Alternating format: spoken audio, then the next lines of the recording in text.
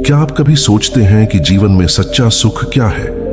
क्या आप कभी सोचते हैं कि मृत्यु से कैसे निडर होकर जीना चाहिए?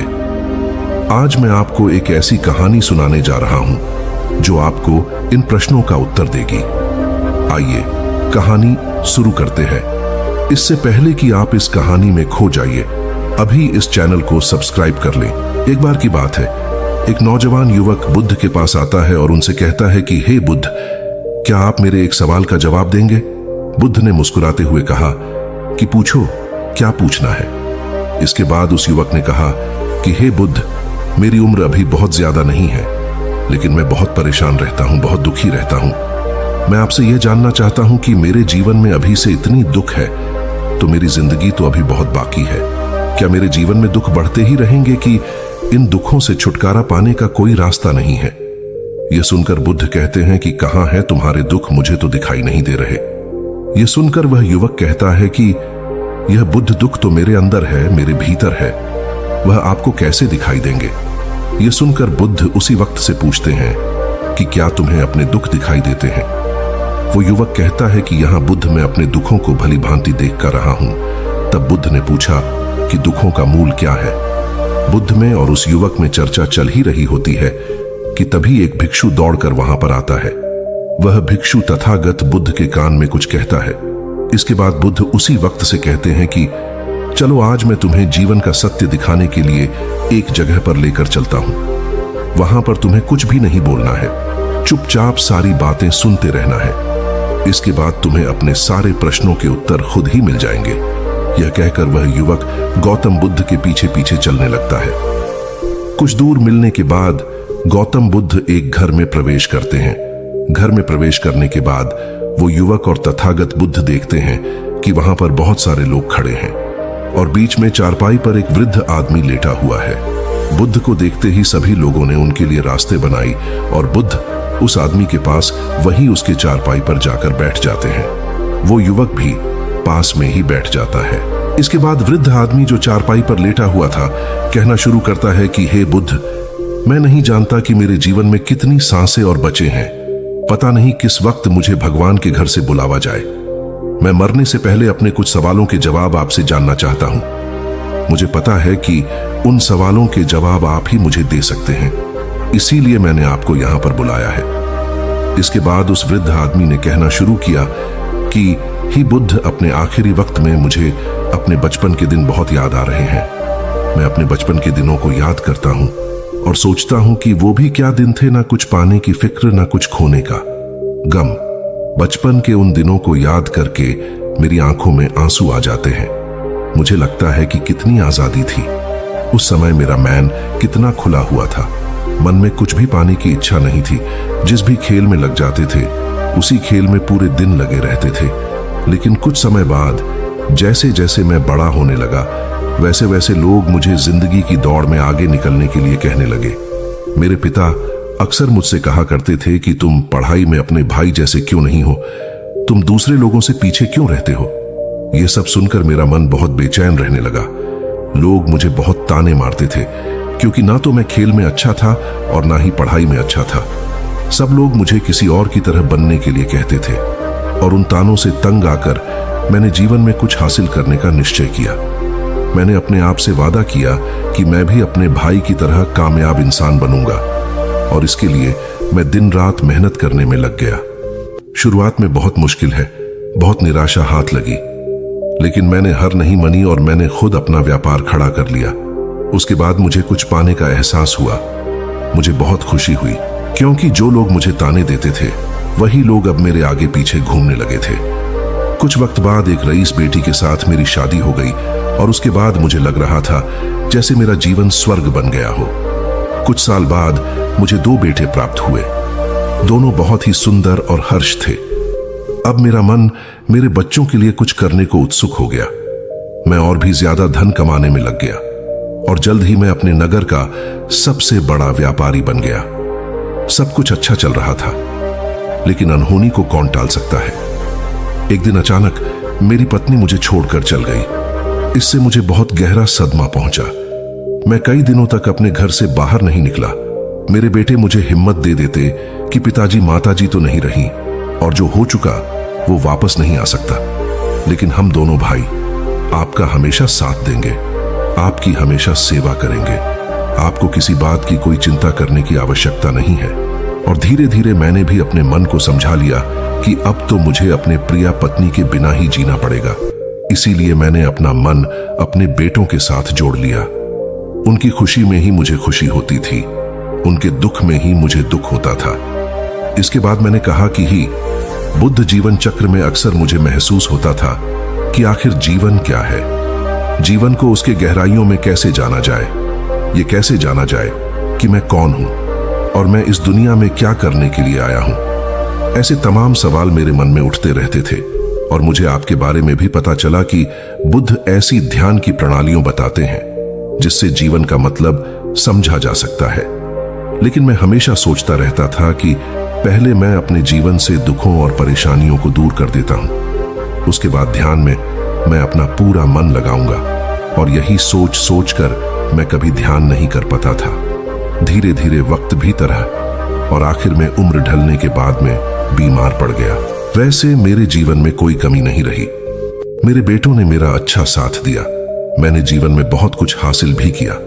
लेकिन अब मैं अपने जीवन में अगर पीछे मुड़कर देखता हूं तो मुझे एहसास होता है कि मेरे बचपन के दिन ही सबसे प्यारे दिन थे।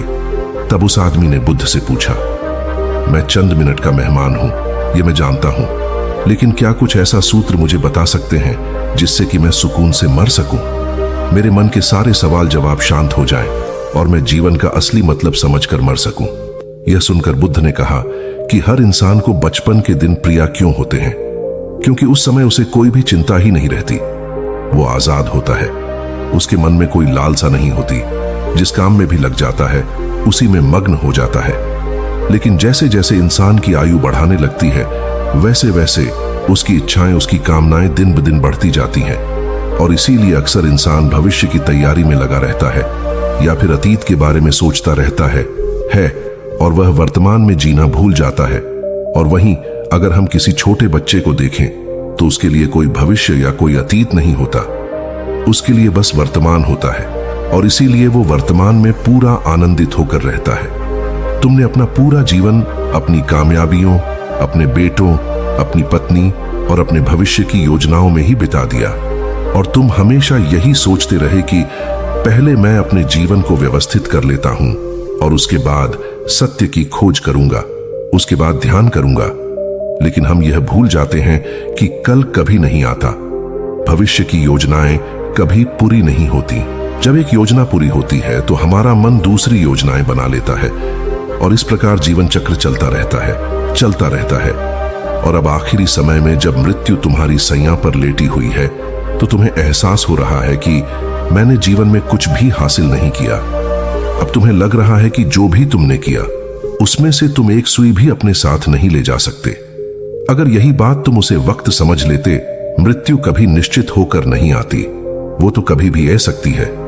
अगर ये बात उसे वक्त तुम्हारा मन समझ लेता तो तुम उसी वक्त ध्यान और सत्य की खोज में लग जाते। तुम कोई ऐसी चीज खोजने की कोशिश करते जो तुम्हारे साथ जा सके, जो तुम्हें परिपूर्णता से मरने का मार्ग दिखा सके। उसे वृद्ध आदमी ने हाथ जोड़कर बुद्ध से कहा कि बुद्ध, यह तो मैं जानता हूं कि मुझसे गलतियां हुई हैं, मैंने अपने जीवन को सार्थक रूप से जिया ही नहीं और इस बात का मुझे बहुत गहरे में एहसास हो चुका है। लेकिन मैं आपसे फिर से वही सूत्र जानना चाहता हूं कि क्या मैं अभी परिपूर्ण था के साथ नहीं मर सकता? क्या मुझे अभी सत्य की कोई झलक नहीं मिल सकती?